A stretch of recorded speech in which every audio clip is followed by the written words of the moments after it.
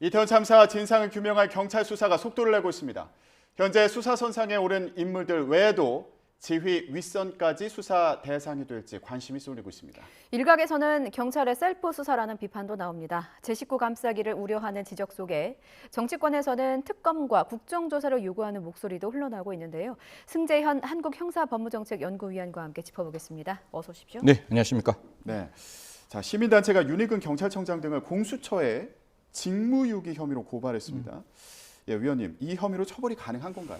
뭐 사실 지금 공수처에 직무유기로 고발을 했는 거는 공수처가 수사할 수 있는 범죄가 직무유기밖에 없어요. 그러니까 경찰 중에서도 고위직 경찰 경무관 이상에 대해서만 직무유기로 수사할 수 있어서 직무유기로 했는데 이 직무유기가 고의범이거든요. 예. 무슨 말인가 하면 내가 적극적으로 임무를 방기하겠다. 내가 이거 앞에 있는 그 범죄가 있으면 저 사건 수사가 있음에도 불구하고 나 안 할래. 라는 일부러. 적극적 일부러 그 의사가 있어야 되는데 사실 지금 같은 경우에는 몰랐다, 가는 중에 늦었다 이런 내용만 나오기 때문에 사실 직무유기 혐의에 대해서는 조사를 해야 되는 거고 저는 한번 시청자 여러분께 묻고 싶은 게 이 사건이 과연 형사법적으로만 문제가 될까요?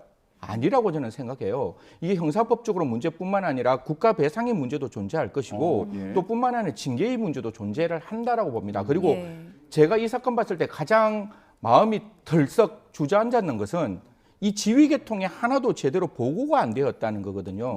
사실 시스템의 문제에서 이게 국가에서 흉기, 그러니까 국가에서 사람을 살상할 수 있는 무기를 갖고 있는 집단은 딱 두 가지 기관이에요. 첫 번째가 군이고 두 번째가 경찰인데 이러한 지휘 계통에서 보고가 제대로 되지 않는다는 것은 굉장히 위험한 상태에서 국민의 생명과 신체를 직접 지킬 수 없는 정말 황당한 일이 벌어질 수도 있는 상황이기 때문에 이 보고 계통이 잘못되는 게 저는 가장 심각한 문제라고 생각을 하는 거예요. 국민이 지금 신체의 위협을 직접 당하고 있을 때 국민을 보호하기 위해서 동원될 수 있는 총가용 능력이 있어야 되잖아요. 그 가용 인력이 가용되지 않았다는 점이 더 큰 문제라고 그렇게 말씀드리겠습니다. 예.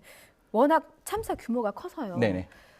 범죄가 드러나게 되면 어느 정도 그 혐의가 좀 법적으로 인정이 되게 되면 처벌을 받아야 이제 그나마 좀 고인이 되신 분들이나 근데 유가족들에게 조금이나마 위로가 될 것 같은데 이임재 전 용산서장이나 류미진 112 상황관리관의 경우에는 근무 태만이 확인이 됐다면서 또 수사를 의뢰했습니다. 근데 이게 앞서 말한 직무유기도 그렇고 근무 태만도 그렇고 이게 형사처벌이 가능한 수준의 혐의가 될 수 있을지. 지금 같은 경우에는 직무유기가 아니라 직무유기는 적극적으로 방임을 해야 되는데 지금 가기는 갔어요. 그런데 분명히 우리가 이 과실범죄를 이야기할 때 과실은 그러한 결과에 예견이 있으면 그 예견된 결과를 방지하고 회피해야 될 의무가 있는 거예요. 그러면 분명히 지금 압사가 일어나고 있고 현재 국민의 생명과 신체에 직접적인 위해가 현존하고 있는 상황에서 과연 그 지휘부가 무엇을 했는지에 대해서는 진지하게 좀 따져봐야 되는 것이고 그러한 상황을 알고 있었어요. 이게 지금 자칫 우리가 조치를 취하지 않으면 국민들의 생명과 신체에 직접적인 위해가 있고 그 생명이 빼앗길 수 있고 그 신체가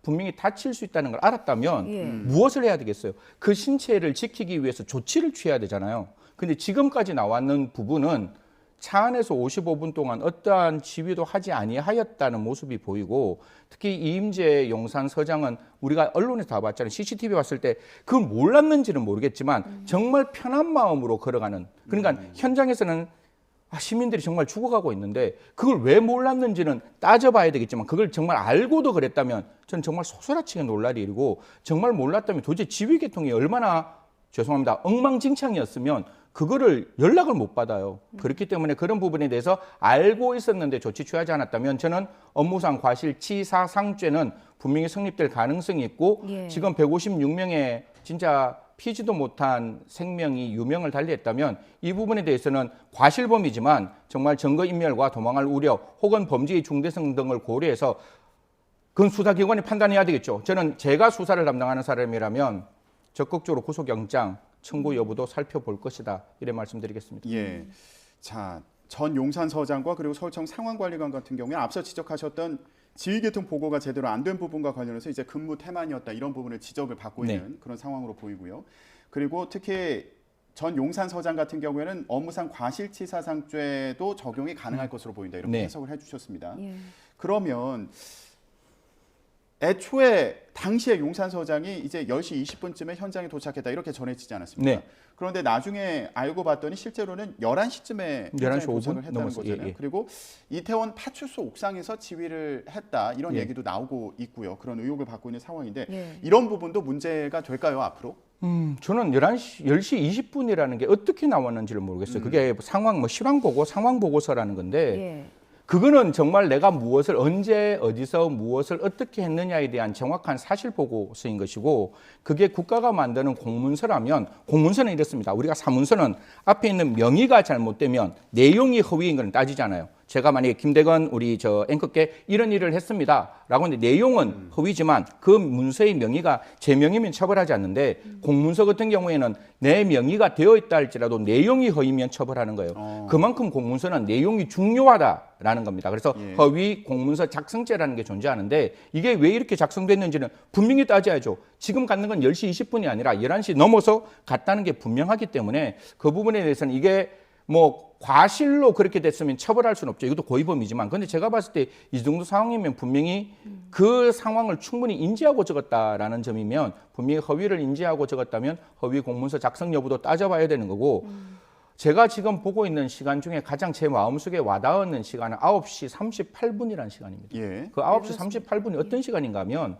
경찰과 그 도시철도공사는 약간 말은 다르지만 112 상황실에서 9시 38분에 무정차를 요청해요. 예. 그럼 9시 38분에 무정차를 요청하면 상황이 정말 심각하다는 걸 인지했을 거 아니에요. 112 상황실에서. 그러면 112 상황실에서 서울청으로도 이야기를 했을 것이고 그걸 용산서에서도 이야기를 했을 거란 말이에요. 그러면 그 시점에서 이미 사고 나기 한 40분 전에 무정차까지 요청했다면 사람을 분명히 그 장소에 더 이상 투입하지 않겠다라는 경찰의 적극적인 의지 표현이잖아요. 그러면 사람을 그 안에 그러니까 이태원에 더 이상 우리 시민들이 모이는 걸 방지했다면 두 번째 뭘 해야 되겠어요? 그게 모이는 게 그만큼 위험하기 때문에 혼잡도가 높으니까 이 혼잡도 높은 시민들을 조금 분산시키는 조치. 그게 경력이라 그러죠. 경찰 인력을 배치하는 게 필요한데 그 배치가 아까 우리 그 김 앵커가 이야기했다시피 용산서장이 11시 넘어서 옥상에 올라가서 11시 한 20분 정도의 첫 번째 경력을 요청했다는 거거든요. 예. 그러면 그 사이에 왜 그런 어떤 일들이 소통이 안 됐는지를 정말 모르겠다니까요. 아니 112에서 그걸 인지했으면 그 112는 당연히 서울청과 분명 용산서에 이야기를 해야 되지 않나요? 예. 이게 더 이상 사람이 모이면 안 된다라고 무정차 요청을 경찰이 요청했는 거예요. 예. 경찰이 그렇게 이야기를 하잖아요. 우리는 무정차를 요청했다. 예. 그러면 무정차를 요청해서 그렇게 인파가 몰리는 걸 막았다면 그 인파가 몰려있는 그 부분에 인파가 제대로 분산될 수 있도록 안전한 조치는 왜 취하지 않았느냐. 이 부분은 분명히 감찰이 저는 목숨 걸고 밝혀야 한다라고 생각합니다. 그러니까 용산서 112 상황실에서 밤 9시 38분쯤에 무정차 통과를 이제 요청을 한 거죠. 네네. 예. 그런데 이제 서울교통공사 측에서 승하차 인원이 예년과 차이가 없다면서 정상 운영했다. 이게 경찰 측에 이제 설명한 거고요. 예. 그럼 경찰에서도 이 상황의 심각성을 인지했을 텐데 왜 그렇죠. 용산서장은 이렇게 지휘를 하는데 오래 걸렸느냐? 그렇죠. 예. 그러니까 분명히 사람이 더 이상 모이는 걸 막았다면 경찰의 주장이잖아요. 우리는 분명히 사람이 더 이상 도로는 게 위험하기 때문에 무정차 요청을 했다. 경찰 주장이에요. 예. 경찰이 그렇게 했다는 거예요. 그러면 그 사람이 모이는 걸 막았다면 그러면 그 안에 있는 사람들의 안전을 지키기 위해서 그 사람들의 질서 계도를 위해서 경력이라는 걸 사실 이게 대통령실이 근처에 있기 때문에 일개 중대는 반드시 존재합니다. 예. 존재하고 그 존재하는 그 경력을 보내든지 제가 이제 서장 원래 법이 굉장히 좀 이렇게 복잡하게 하게 되는데 서장의 권한 중에 한 가지가 뭔지 아세요? 서장은 각종의 지구내나 파출소에 있는 사람의 인력을 동원할 수 있습니다. 그러면 경력이 없으면 파출소에 연락해가지고 지금 정말 이게 무정차 정도가 될 상황이니까 여기에 있는 파출소와 기타 등등 최소한의 인력은 남기고 바로 이태원역 앞에 가서 그 시민들을 조금 안전하게 질서 유지를 좀 시켜주세요 라고 했으면 갔을 거란 말이에요. 그게 9시 38분이기 때문에 분명히 사고 나기 그러니까 10시 15분에 우리는 첫 번째 신고라고 예. 이야기하니까 시간적 여유가 한 30분 정도는 충분히 있었는 거잖아요. 예. 그 사이만 조금 했더라도 저는 이런 참사가 조금 막아질 수 있는 가능성이 충분히 있지 않았을까라는 네. 생각을 지울 수는 예. 없는 거죠. 지금 위원님께서 참사 당일의 지휘 체계나 보고 체계에 대한 문제점을 좀 짚어주셨는데 조금 더 앞으로 가서요. 이태원, 그러니까 헬로윈 행사 때 이태원에서 안전사고가 우려된다라는 정보 보고서가 작성이 됐었어요. 그런데 용산서 정보과장은 요거를 삭제를 주도한 의혹을 받고 있습니다. 이게 증거인멸 의혹을 넘어서 혐의가 될 수 있을까요? 뭐 오늘 아침에 이 부분에 대해서 우리는 적극적으로 그 용산에 있는 정보과장이 우리는 적극적으로 감찰에 임하겠다라고 하는데 이것도 예. 제가 경찰에 있는 저희들은 법실정주의자니까 법에 근거해서 이야기를 할 수밖에 없잖아요. 우리 경찰청 직제에 가면 공공안전정보과라는 곳이 있습니다. 예. 그 공공안전정보과고 그게 경찰서로 내가면 외사과까지 같이 이제 합쳐지는데 공공안전정보과에서는 뭘 해야 되는가 하면 혼잡이 일어나는 어떤 그 운집할 수 있는 축제 이런 경우에 정보 보고를 해요. 예. 이 정보 보고를 해서 지금 이게 위험하다, 위험하지 않다 이런 정보 보고를 하고 그 정보 보고는 생활안전국으로 올라갑니다. 그럼 생활안전국에서 이게 위험하면 안전 조치를 해야 되는 거예요.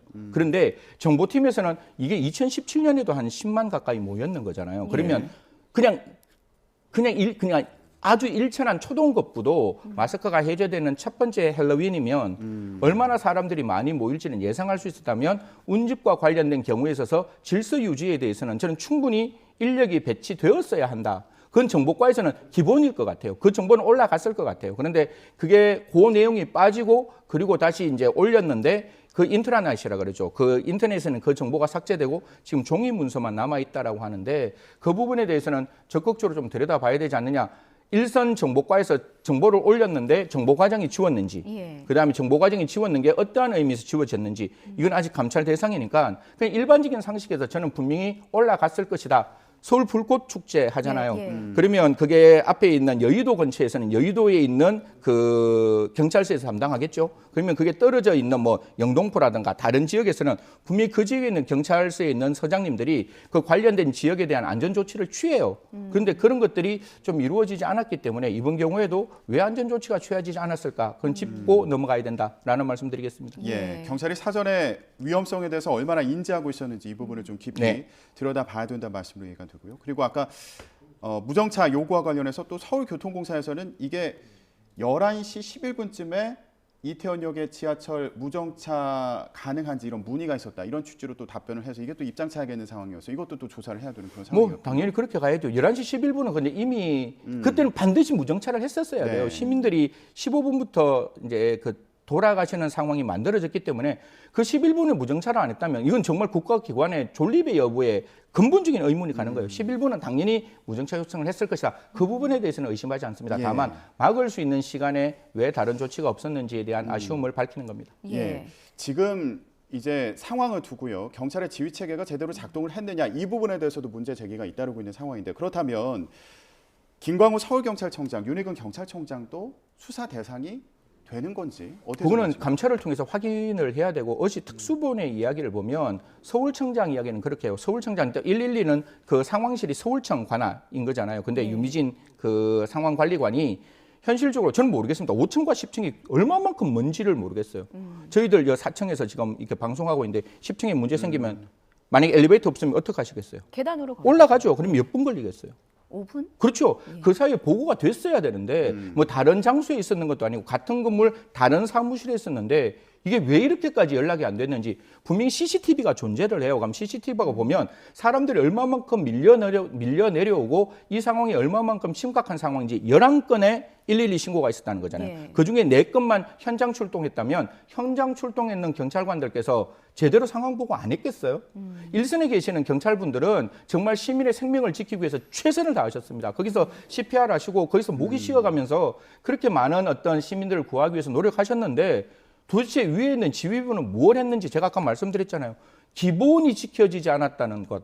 그것 때문에 저는 너무 무서운 거예요. 이런 일이 아니라 경찰이 만약에 다른 일에서도 이렇게 지휘 계통이 흐트러져 있었다면 예. 저는 굉장히 좀 심각한 상황이 아닌가 그렇게 말씀드리겠습니다. 짧게요. 윤희근 경찰청장의 경우는 사건 발생하고 나서 2시간 뒤에 보고를 받았는데 그때 당시 캠핑장에서 이제 잠이 들어서 이런 해명을 했는데 이게 법적으로도 문제가 됩니까? 저는 가는 거는 문제 없다고 생각합니다. 예. 그렇지만 제가 원하는 거는 가서 그 장소에서 특단의 문제가 발생하면 그 연락을 받을 수 있는 시스템은 만들어져 있어야죠. 그런데 자서 전화를 못 받았다. 이거는 제가 봤을 땐 핑계일 수가 있는 거죠. 경찰청장은 2년밖에 안 되는 어떻게 보면 한시적인 이고 그 한시적인 어떤 기간 안에 국민의 생명과 재산을 지키는 제1의 임무를 가지고 있는 최고의 수장이란 말씀이에요. 그러면 어디 가는 건 괜찮아요. 예. 하지만 그 장소에 갔을 때 문제가 발생했을 때 내가 어떻게 판단할 수 있는지에 대한 판단 상황은 정확히 준비를 했어야 되는데 그 판단 상황이 준비 안 되어 있다는 점, 아니면 자기가 없으면